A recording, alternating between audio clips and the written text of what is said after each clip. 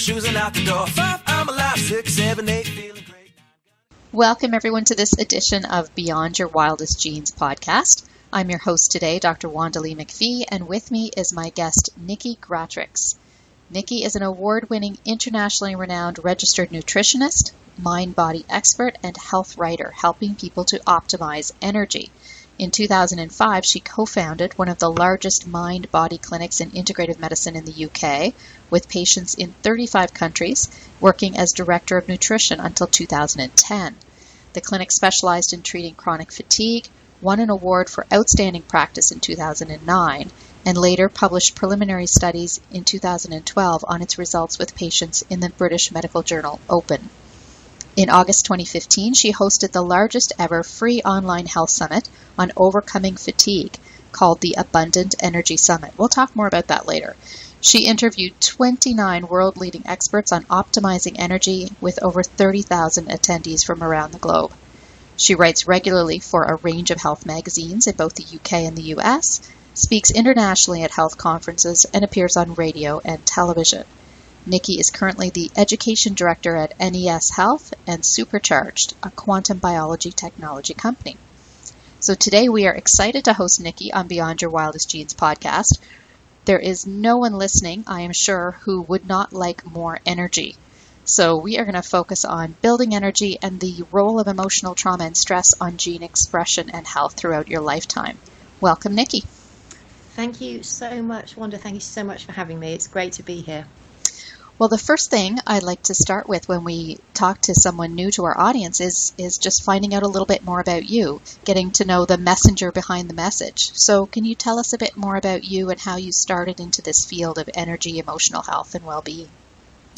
Yes, so actually my first job in my 20s was totally unrelated, and I actually started out in a career in banking and finance as a chartered accountant, and soon realised there wasn't enough meaning in that career, and realised I needed to get into something that was going to be much more meaningful and helpful to people.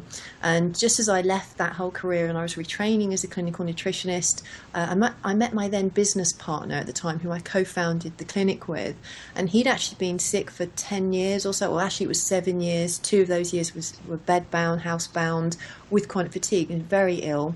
And he'd actually just recovered when I met him, and he'd written a book, and he was all over the psychology side of what to do to recover from a serious illness like chronic fatigue.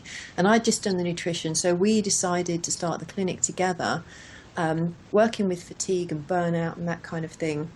And we just realised from the beginning that the jigsaw needed both aspects. It needed a mind and a body approach, and we got better results for doing that. And so we started right from the beginning, literally with just 2 of us in our front room together, and then we had built a sort of team of 10 practitioners, and then built many thousands of patients, following us online and so on. So we've been working with this integrative model for a long time, and also realised, it's not just chronic fatigue, it's every chronic complex illness, that really the future is going to be much more integrated. We're going to need these kind of mind-body approaches.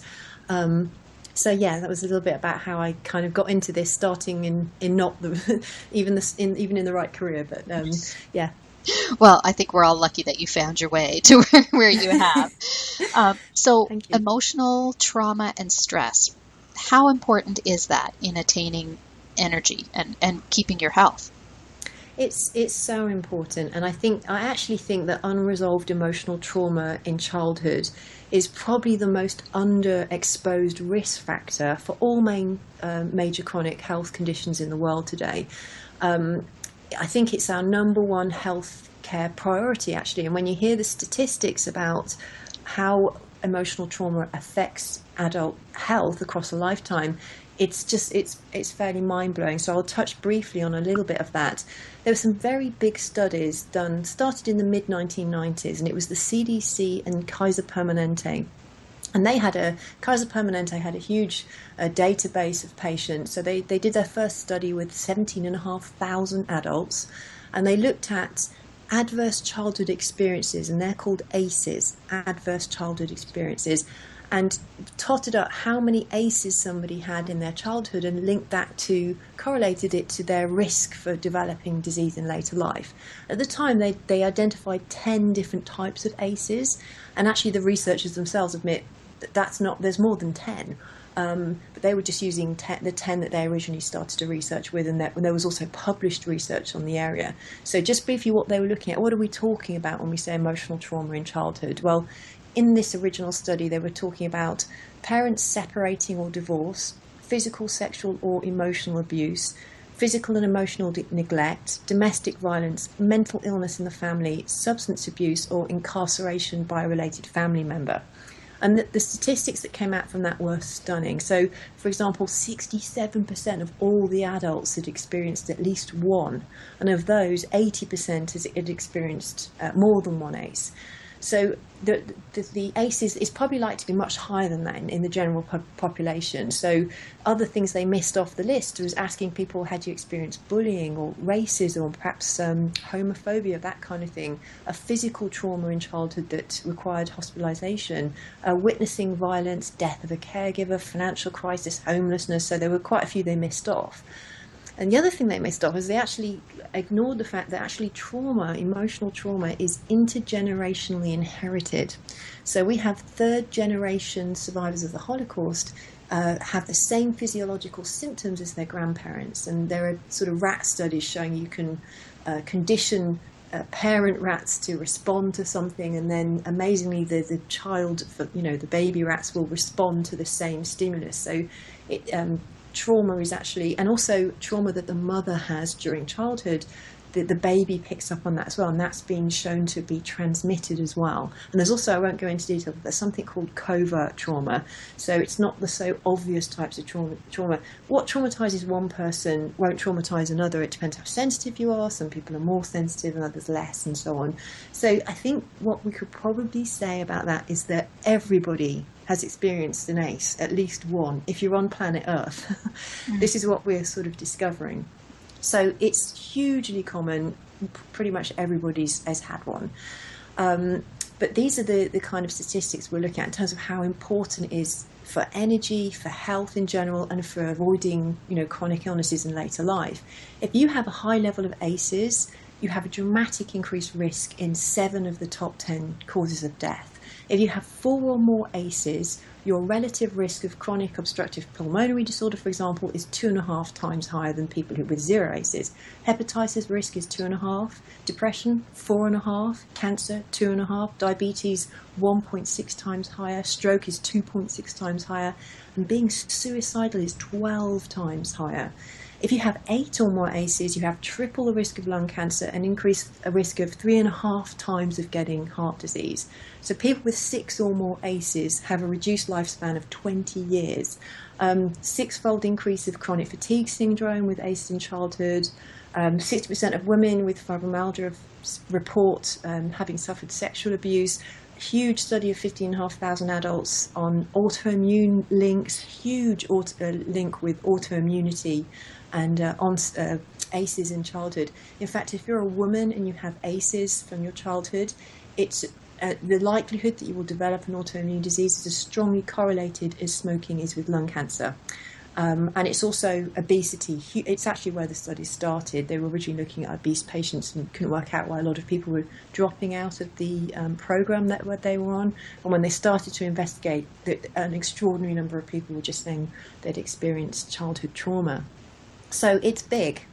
It is big. It is big. And obviously there's an impact of trauma and stress on our gene expression, because, we know through the science of epigenetics that our genes can turn on and turn off. We can trigger certain reactions in our own body by how our lifestyle proceeds, either chemically, physically, or emotionally. So how does that work with ACEs?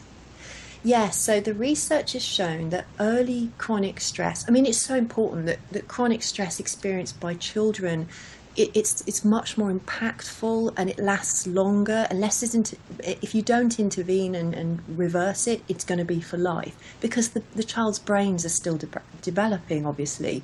So early chronic stress would cause this kind of chronic release of stress hormones and inflammatory cytokines. So the chronic stress will silence the genes which shut off the stress response. So the body's flooded with information at the slightest provocation. So genes which stop cortisol production essentially get switched off. So we've got a crucial set of brakes are switched off, if you like. And basically from a young age, that these young children's bodies are being marinated in inflammatory chemicals all the time.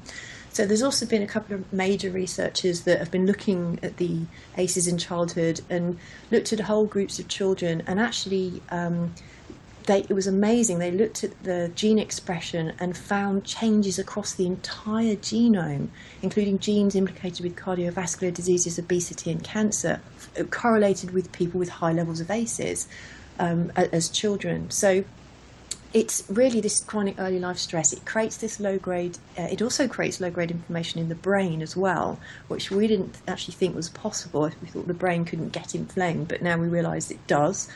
And again, we have an epigenetic changes, which are kind of increasing neuroinflammation. So essentially, chronic stress will create neurochemicals that lead to neuroinflammation. They're linking it with these little cells called microglia. They're actually macrophages that actually will kind of eat the old neurons that aren't needed in the brain, but they go berserk if there's chronic stress in the environment that's causing this constant nervous system reaction. So these macrophages go crazy, and they start to actually reduce the grey matter size and leads this chronic inflammation. So, and that in itself, with what's going on in the brain, has been correlated with why people with high levels of ACEs have depression, anxiety, bipolar disorder, poor executive function and decision making, and even linking it with things like Alzheimer's. So that's kind of the mechanism. And most people understand the kind of fight, flight, chronic sympathetic nervous system response and what that does, and it will compromise immunity. It makes you more likely to, parts of the immune system don't work hard enough, and other parts are working too hard, and then we have the over response. It increases free radical stress. It changes the whole way the adrenal system's responding, leading to exhaustion, obviously very common, and gut dysbiosis. So we have all the major pathways already upregulated that are the central cause of all major chronic diseases: inflammation, gut problems, stress response, the whole thing. So this is how we think it's kind of occurring, and some of the details which are kind of interesting. Yes, the gas pedal gets stuck on. It really throws the balance of everything out of whack when you don't have those balance of on and off switches, and the brain is so delicate. At some level we think of it as sort of invincible, but really those chemistry pieces are critically important. So that was very helpful in explaining exactly what's going on in sort of that chemical level. But at the emotional level, how do we address that emotional trauma? Okay, so actually, I was just going to say that when we talk about why ACEs, how does there's one way you could talk about this, how does our biography become our biology? So how does our life story become our biology? One is through that stress mechanism and the epigenetic changes. Obviously, it also affects behaviour. So just to give you an idea about how much the epigenetic and the stress system response is important, a lot of people this is an interesting thing. A lot of people kind of, especially practitioners and doctors, will kind of refer away. Oh, well, if it's an ACE in childhood, it's not my job as the doctor. I'm just going to refer the patient away. And it's a socio-psychological problem.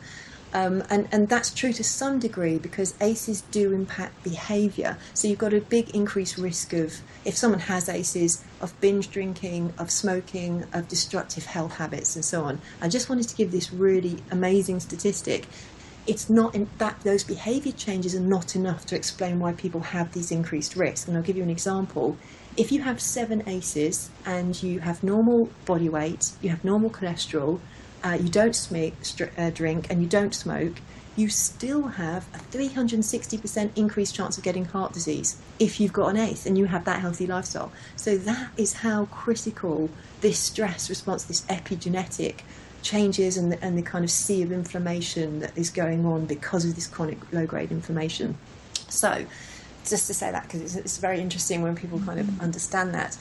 But the good news is, because it's all been negative so far, the good news is neuroplasticity, neurogenesis, synaptogenesis, we can change our brains, we can change our epigenetic expression, we can build new neurons, we can build healthy new neurons, and we can change the whole thing. So that's the great news. If people know about neuroplasticity, then they know we can do things. So even if it's been built in from childhood, and you may have had sort of 20 years of conditioning of what we're also calling limbic kindling, and that's this idea of the brain becoming kindled. You have a lower threshold of stresses that will stimulate this kind of stress response. The threshold's lower. The good news is it can be reversed. So a couple of things that I talk about that you can start with. First of all, just expand your view about if you have an illness, or even if you're going for performance, you want to do really well. Resolving trauma from childhood is going to be a really important thing to do. So the first thing to do is expand your view. Your physical health is now, the mind body are connected. They're one. It's a bi-directional relationship. And the first thing you probably want to go and do is actually get your ACE score.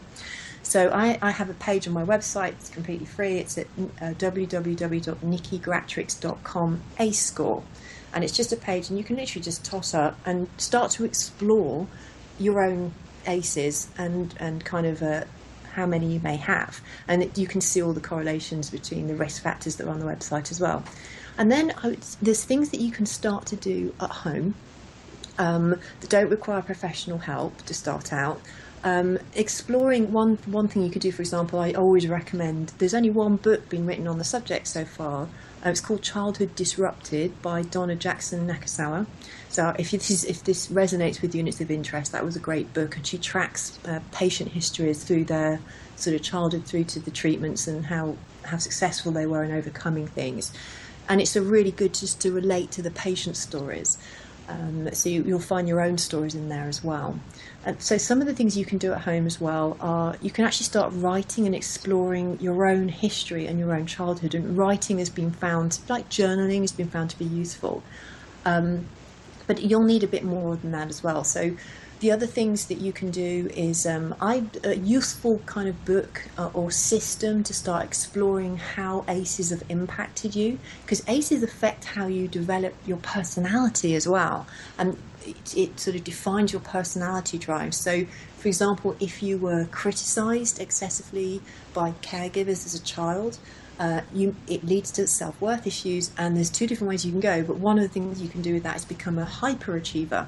So there's actually a personality typing system called the Enneagram. That's ENNEAGRAM. And it's a system of 9 different personality types. Pretty well researched. It seems to be based around perennial wisdom. It's sort of moved from epoch and times and geographical locations and is constantly been picked up by psychologists. And it's a very useful technique to start to sort of drill into this self-exploration, because that's what this is all about. When you start looking at ACEs and you start looking at what's going on in your childhood, it's an inner exploration. So there's a brilliant book called A Wisdom of the Enneagram by Don Riso and Russ Hudson, and they have an institute, enneagraminstitute.com, and you can do the questionnaire to find out your personality type for free on that website. So start to explore and see, wow, make the connections that you may not have realised that there's something that's going on now in your health that you maybe didn't even realise could have been connected to something that happened in childhood. A couple of other things like definitely Qigong, yoga, Tai Chi and meditation have definite correlations with calming the stress response down, and affecting this neuroplasticity and changing the brain.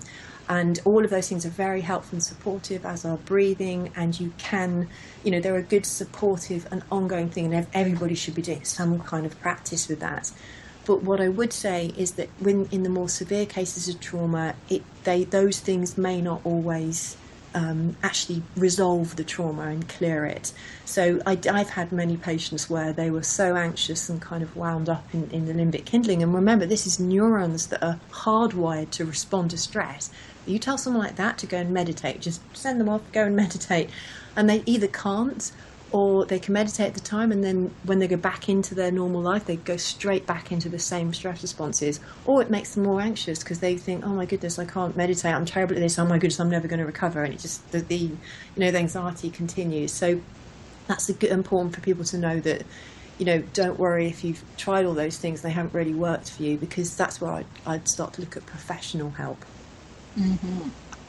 Well, and just giving people that information about neuroplasticity, I think, is encouraging. Knowing that where they are is not where they have to stay. And I think in the last 10 or 20 years, that's probably been some of the most exciting science that's really come out in the neuro world.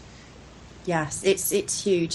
It's the truth behind the statement that you can be victimized, but you don't have to be a victim. Mm-hmm. Like, nobody does. Everyone has the capability. Essentially, it's about resilience. That's what we're building. And at the time when these events happened to us as children, I mean, a trauma, if you think about what trauma is, it's an event that happens that we weren't able to process at the time it happened. We didn't have the skills, we didn't have the support. And interestingly, the body will keep the score. It remembers, and it will get stored. It will be stored in memories, and also, very interestingly, it gets stored into the body as well. So unfortunately, time doesn't heal, it just conceals.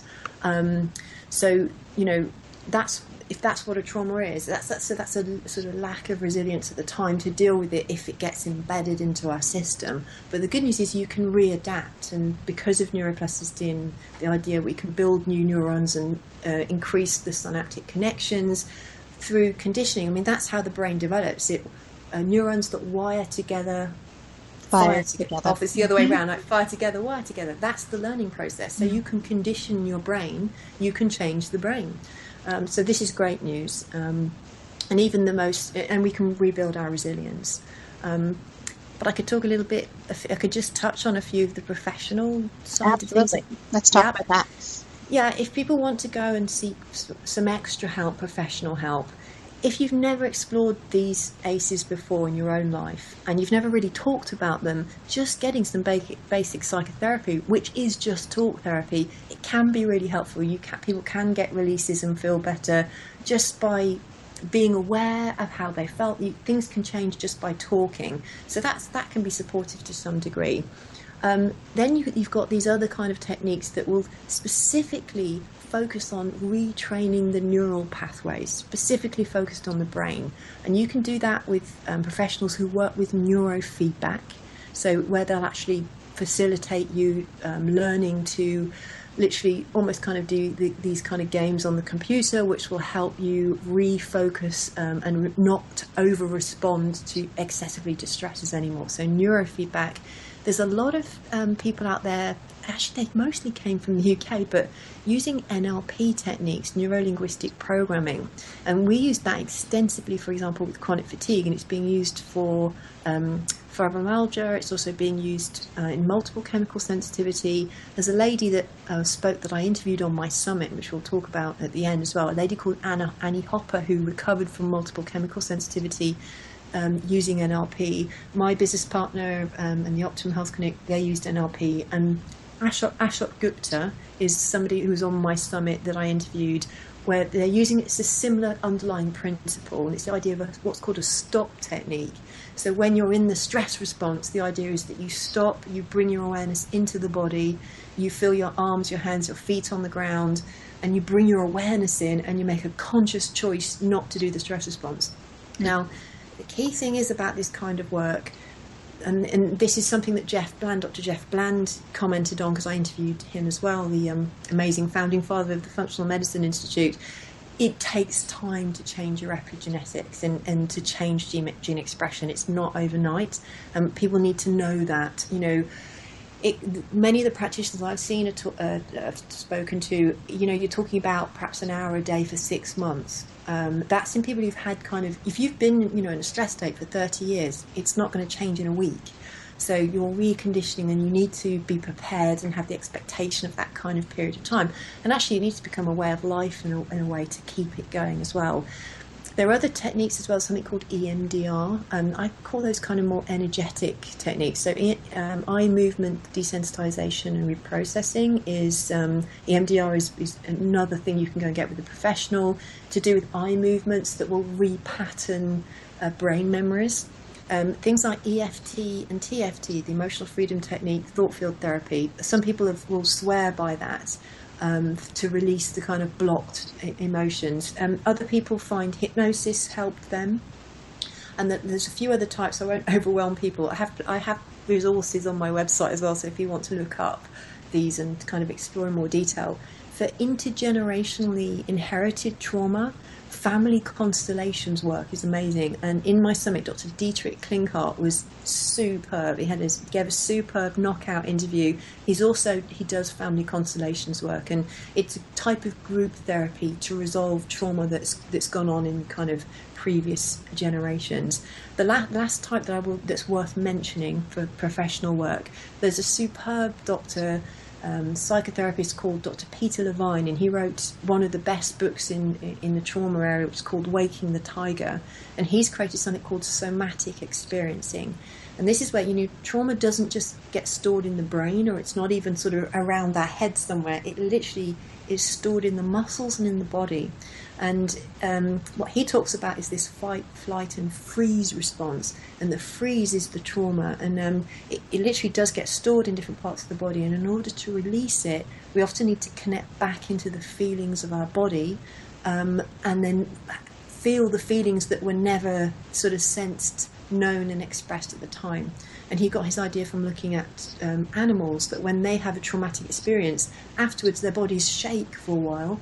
And what it's doing is it's clearing the trauma out, and then they're fine, and they almost got eaten by the saber-toothed tiger, but they've moved on and they're unaffected. So his work is superb as well. But the message I would say to people is you've got to find what resonates with you, and listen to the practitioners who talk and work with this kind of their different modalities, and something will resonate with you. And usually I have a patient say, oh my gosh, that person talked about how they work with patients, and they talked about the type of patients they get, and it was me, and I needed to go and do that, and it worked for me. So yeah, it's it's an exploration.